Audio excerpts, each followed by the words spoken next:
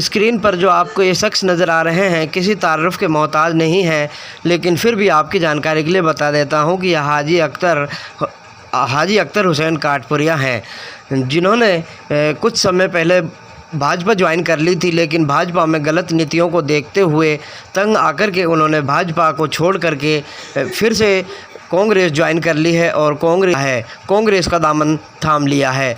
आपकी जानकारी के लिए बता दूं कि हाजी अख्तर कुछ समय के लिए भाजपा में चले गए थे, लेकिन भाजपा की गलत नीतियों को देखते हुए भाजपा पार्टी को छोड़ करके आज कांग्रेस में फिर से ज्वाइन हो चुके हैं और कांग्रेस पार्टी का दामन थाम चुके हैं।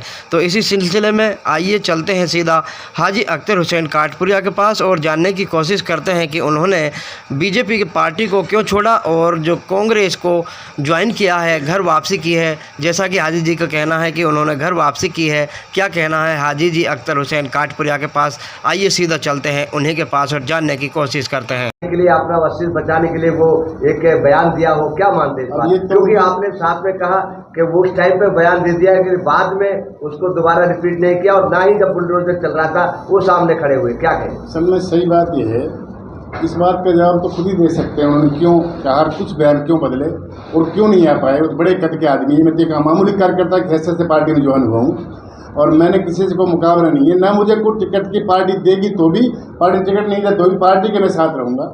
मेरी कोई बड़ी हैसियत नहीं, मैं एक MLA का बेटा, लीडर का बेटा, या मैं बहुत लीडर हूँ, मैं तो एक मामूली कार्यकर्ता। मैंने पार्टी ने मुझे उस टाइम इज्जत दी थी, तो जब मेरे बच्चे लगाए कहने, काफ़ी काम किए, फिर ही बच्चे हमने लगाए, वो आप सबके सामने।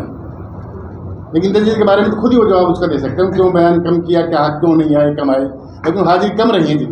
तो दावेदारी तो रहेगी टिकट मांगने, इंशाल्लाह दावेदारी, ईमानदार और उसके संघर्ष के उससे मेरे लोगों में मेहनत है, पूरी मेवात लेवल पर हमारी छवि है और हमने एकजुट बहुत काम किया लोगों के। हम हर वक्त फील्ड में रहते हैं, मौत जहमत, हारी बीमारी, रंज गम में हम कभी भी कहीं भी हल्के के कोई बिरादरी हो, शायद मैं पहले नंबर पे हूँ। मेरे मुखालिफ कहते हैं भाई गया मिट्टी में, वहाँ हो गया, उनके बाद वो क्या, मैं थैंक्स लिख देता हूँ और सब मानते हैं इस बात को। वो पूरी मेवात में अख्तर जी हाजिर रहते हैं, मैं हाजिर रहूँगा।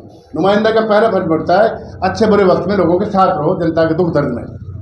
अब हालात जो चल रहे हैं, आपने संविधान बचाने की बात कही और जो मोदी साहब के प्रधानमंत्री हैं उनके कई बयान ऐसे आए हैं, अगर देखा जाए तो उनसे काफ़ी मुस्लिम समाज या दूसरे समाजों में नाराजगी हुई है।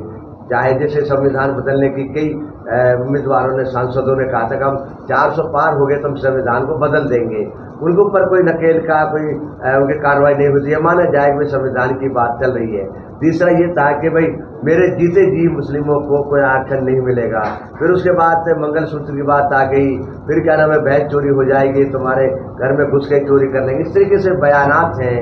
तो जब आए थे उस टाइम, जब आप भाजपा में, उस टाइम ये बातें आप लोगों ने सामने ना रखी। आखिर एकदम हृदय परिवर्तन कैसे हुआ कि हम बीजेपी को छोड़कर कांग्रेस में जाए? कौन से कारण रहे जो एकदम घर वापसी? तारीख को जो मेवात में दंगे हुए थे सबको मालूम है। ज़मीतुल हिंद के आलिम मेरे घर पे यहाँ है, बाकायदा मौलाना रशीद साहब भी थे, मौलाना हारून साहब सुन जो 3 सूबों को प्रधान जो अंदर मेरे घर आए।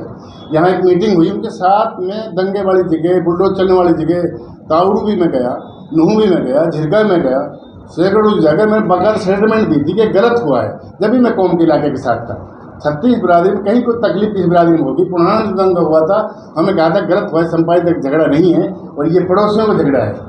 कोई भी बात चौकी जब पुखी थी उस टाइम भी हम कौम के साथ थे। मैं जो है, मेरा आज से नहीं, मैं जब भी कोई हक बात हुई मैं कौम के इलाके के साथ रहा और आगे भी मैं रहूँगा। मैं अमन पसंद आदमी, इलाके 36 बिरादरी अमन हो, 36 बिरादरी में प्यार हो और प्यार से ही इलाका फड़े फूलेगा। और रही बात मोदी जी स्टेटमेंट जो थी, मोदी जी, नड्डा जी और अपने अमित शाह जो बयान दे रहे हैं, वो बड़े बौखलाहट भरे बयान हैं। किसी एक कास्ट को टारगेट बनाना, बड़े नेताओं की एक बात नहीं होनी चाहिए उससे। और उनकी ये नज़र आती है कि शायद हार की वजह से ये आखिरी कार्ड को, मुस्लिम हिंदू के कार्ड को ढूंढाना चाह रहे हैं। लोगों में एक मैसेज ये गया है और इस तरह बड़े आदमी को बड़ी सोच समझ के बोलना चाहिए। तो नेता सबका होता है, कांग्रेस बीजेपी का एजेंड है, सबका साथ, सबका विकास, सबका विश्वास, उस पर खरा उतरने के लिए जरूरी है कि सबके साथ इंसाफ की बात। मेवात के जाकिर साहब हों, चाहे आज़ाद साहब हों, चाहे नसीम साहब, बड़े बड़े नेता हैं और अंदरूनी जो सूचना मिली है कि एक उनके तो जो मेवात प्रभारी हैं भाटी साहब ने तो स्टेज पे कहा था कि रईसा खान भी हमारे साथ मदद करेंगे। तो क्या इस बार इंद्रजीत को ज़्यादा वोट मिलेंगे या क्या कहेंगे इसके बारे में? मुझे तो ऐसा लगता है वो ज़्यादा की बजाय ना जितना पहले मिली वही रह जाए, बड़ी बात है। भाटी जी यहाँ का वो नहीं है। भाटी जी जो है ना कोई जिम्मेदार व्यक्ति तो नहीं है। भाटी जी ने पार्टी में बिखराव किया है, उनके व्यवहार से नुकसान हुआ पार्टी को। और भाटी जी ने जिला परिषद के चुनाव और कई मुद्दों पर ब्लॉक समिति के चुनाव में मामला गड़बड़ घोटाला किया है, जैसा मेरी नज़रों में।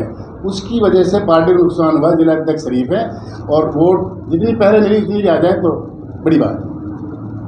हाजी जी, आप किस तरह लोकसभा चुनाव चल रहे हैं तो किस तरह लोगों से जनता को जाकर अपील कर रहे हैं? मैं कल भी योगेंद्र यादव जी जो संयोजक रहे भारत जोड़ो यादव, उसके साथ कई गाँव में गया। नीम का गाँव में मीटिंग हुई, उसमें सरपंच साहिबान थे, मुझे चेयरमैन थे, वकील साहिबान थे, गाँव लोगों के बड़े जिम्मेदार आदमी थे।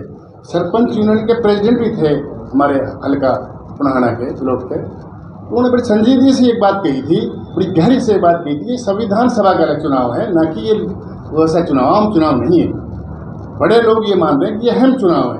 अगर इसमें इनको आंकड़ा पार मिल जाता है तो ये जो है ना संविधान में छेड़छाड़ करने की इनकी सोच है। कहते हैं भाई अभी जो कुछ हुआ है अभी तो ये टेलर है, आगे बहुत कुछ होने वाला 100 दिन में। उससे इनकी वाणी से ऐसा लगता है कि इनकी मंशा सही नहीं। हाजी जी, पिछली बार जब भाजपा ज्वाइन की थी तो काफ़ी बड़ी पार्टी थी आपकी, गांव में हरा गांव में एक पार्टी देखने को मिल रही थी। लेकिन भाजपा ज्वाइन करने के बाद अब कांग्रेस ज्वाइन की है तो पार्टी में जो टूटा हुआ था वो पार्टी नहीं, ऐसा है पार्टी जिसको तरजीह देगी। हम तो पार्टी के सिपाही बनकर, माननीय आफ्ताब जी उपनेता के सिपाही बनकर, माननीय भूपेंद्र हुड्डा के सिपाही बनकर, राहुल गांधी सिपाही बनकर काम करेंगे। बाकी हम किसी से हमारा कोई आंकड़ा नहीं है। पार्टी से टिकट देगी हम उसका साथ देंगे दिल खोल कर। और बुढ़ापा पेंशन जैसे पार्टी ने 6000 बुढ़ापा पेंशन का ऐलान किया है और हर गरीब के घर को 500 रुपये में सिलेंडर देने का पार्टी ने जो किया है सारे काम जनहित में है। गरीब परिवार को, बीमार महिला को 1 लाख रुपए सालाना देने की बात की है। 300 यूनिट फ्री देने की बात की है। 2 लाख सरकारी नौकरियों के पदों को युवाओं के लिए भरा जाएगा। ये पार्टी के सब एजेंडे में है। जन विरोधी पोर्टलों की समाप्ति होगी। सफाई कर्मचारी, ग्रामीण चौकीदार, मनरेगा, मैट को पक्का किया जाएगा। हर गरीब को पीड़ा कार्ड देने का पार्टी का वो है, एजेंडे में है। और पुरानी पेंशन मुलाजिमों की बड़ी डिमांड है, उसका पार्टी ने वादा किया है वो होगा। खिलाड़ियों को मेडल लाओ, पद पाओ, इस स्कीम से काफ़ी अच्छी बातें हैं। और हर गरीब को पीड़ा कार्ड, किसानों को MSP, तो सर्वाधिक भाव की गारंटी। नया भारत, अपराध मुक्त भारत, तो नशा मुक्त भारत जो है और हरियाणा, इस सरकार हमारी करेगी। और हमें उम्मीद है कि सरकार ऊपर भी नीचे भी कांग्रेस की बनेगी। हुड्डा जी मुख्यमंत्री होंगे। हम तो ये मांग करते हैं आपके माध्यम से डिप्टी CM आफ्ताब जी बने और जिससे तरक्की हो सके ज़्यादा हमारे मेवात में। आफ्ताब जी ने जब भूमि ट्रांसपोर्ट मिनिस्टर बने थे तो सबसे पहले बस अड्डे पुनाहाना के लिए में रखी थी, उनका सराहनीय कार्य था। और जब अपना कोई बनता है जाहिर सी बात अपने लिए लाए। तो हरियाणा में कितनी लोकसभा की सीट मानते हैं, कितने जीत रहे हैं? जब हम जीतने की बात किसी की करें गुड़गांव की, तो हम तो यूँ करें 10 के 10 जीत जाएंगे हमारे। जब गुड़गांव जीत जाएंगे तो मुझे ऐसी उम्मीद है। पहले लोग कहते थे खाता नहीं खुलेगा, अब ये 50-50 मान लग गए। वो भी तो 50-50 मान है, जाहिर सी बात है हम सबके सब सीटों को जीतेंगे। मेरी ऐसी उम्मीद है मुझे। शुक्रिया।